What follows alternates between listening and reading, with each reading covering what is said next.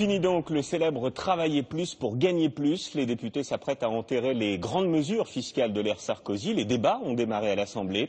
ISF, droit de succession, tout y passe et surtout la fin des heures supplémentaires défiscalisées. Thierry Curté avec Christophe Quinck. C'était une mesure phare de Nicolas Sarkozy. C'est la première que le gouvernement Ayrault supprime aujourd'hui. La défiscalisation des heures supplémentaires. Désormais, chaque heure travaillée en plus sera de nouveau soumise à l'impôt. L'État en attend un gain de 700 millions d'euros. Elles seront également soumises à cotisations sociales. C'est 980 millions d'euros dans les caisses de la sécurité sociale. Pour le gouvernement, en période de fort chômage, cette mesure pénalisait l'emploi.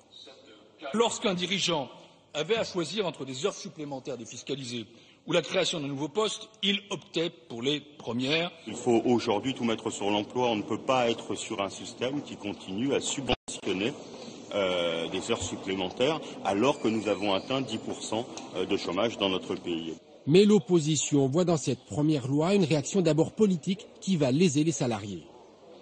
C'est un collectif anti-Sarkozy, c'est un collectif idéologique. C'est de la baisse nette de pouvoir d'achat pour les salariés.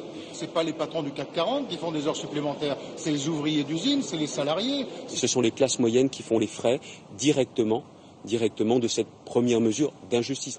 Cette mesure entrera en vigueur à partir de cet été. Les députés socialistes avaient envisagé une imposition dès le 1er janvier 2012, rétroactive donc.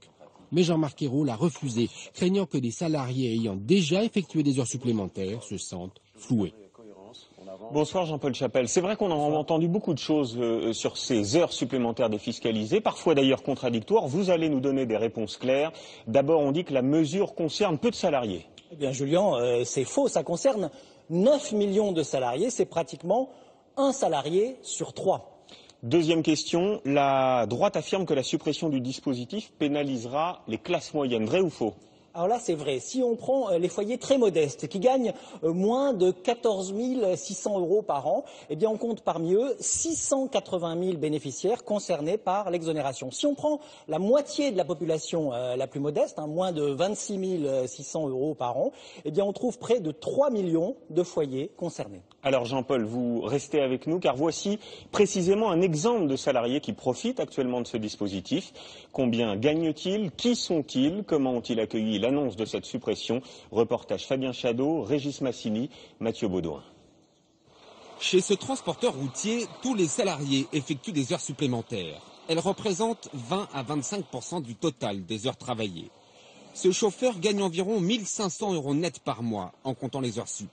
Mais si désormais il paye des impôts dessus, il va gagner moins. On peut avoir une perte entre 60 et 100 euros par mois, quoi. C'est du carburant dans l'automobile, c'est tout, quoi. Comme tout le monde. On a 100 euros de moins, c'est 100 euros de moins. Les heures supplémentaires coûteront aussi plus cher au patron. Il en utilisera donc moins. Mais il redoute que ses employés lui demandent des compensations.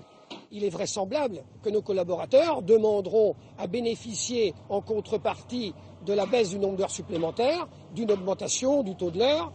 Mesdames, bonjour. Dans cette entreprise lyonnaise de nettoyage, la défiscalisation des heures supplémentaires permettait aux patrons d'accorder ponctuellement des augmentations de salaire.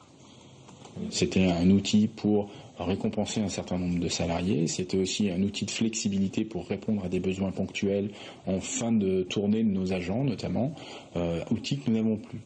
Fabrice Jeannot effectue ici 5 heures supplémentaires tous les mois. La fin du dispositif va réduire son pouvoir d'achat. Ça permettait d'arrondir les fins de mois, de se donner une bouffée d'air, d'oxygène par rapport aux notes qui arrivent au quotidien.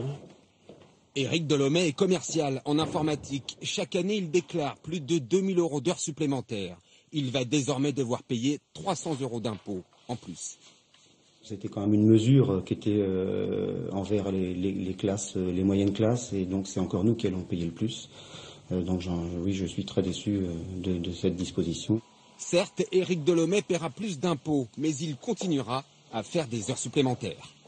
Alors Jean-Paul, on vous retrouve, comme promis. Certains disent, on l'a vu, que les salariés perdront une part importante de leurs revenus. Est-ce vrai ou est-ce faux? Bon, c'est faux. En moyenne, les bénéficiaires vont perdre seulement 1,2% de leurs revenus. Ils vont perdre l'avantage en cotisation, 300 € par an en moyenne, l'année où ils feront les heures supplémentaires, et ils vont perdre l'avantage en impôt sur le revenu l'année suivante. Ça représente 130 € par an en moyenne. Dernier élément, la gauche affirme que ces heures défiscalisées, c'est un frein à l'emploi. C'est vrai, la Cour des comptes avait d'ailleurs critiqué ce dispositif en dénonçant son effet ambigu sur l'emploi. En clair, au lieu d'embaucher, les employeurs ont préféré avoir recours aux heures supplémentaires. Merci Jean-Paul.